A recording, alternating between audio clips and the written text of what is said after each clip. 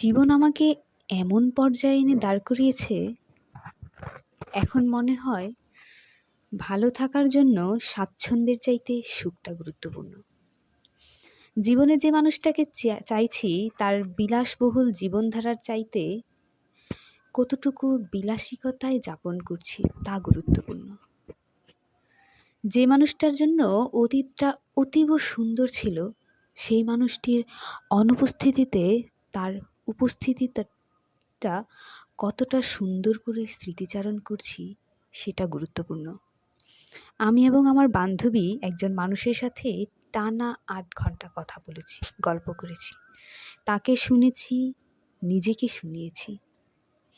এক পর্যায়ে আমি আমার প্রিয় মানুষটির জন্য কান্না করলাম। তারপর তিনি আমাকে বলল, তোমার কাছে তোমার প্রিয় মানুষটির সাথে অনেক সুন্দর স্মৃতি আছে, তুমি তা মনে করে কান্না করতে পারো, কিন্তু আমার কাছে ওই একই সম্পর্কের মানুষটির সাথে কোনো প্রিয় মুহূর্ত নেই। সে জীবিত আছেন, কিন্তু আমাদের কথা হয় না অনেক বছর। তোমার কাছে তোমার প্রিয় মানুষটি জীবিত না থেকেও অনেকটা ছুঁয়ে আছে, এটা কজনের থাকে? আজকে কথাগুলো আবার মনে পড়ল। জীবনে সব কিছু ফেলে ভালো থাকা যায় না। জীবনের সব ঝঞ্ঝাটের মধ্যেও কিছু মুহূর্ত ভালো থাকা দরকার।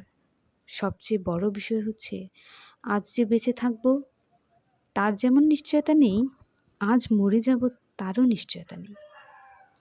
যতটুকু শ্বাস নিচ্ছি তার ৫০% অন্তত ভালোভাবে নিশ্চিতভাবে বেঁচে থাকাটা গুরুত্বপূর্ণ।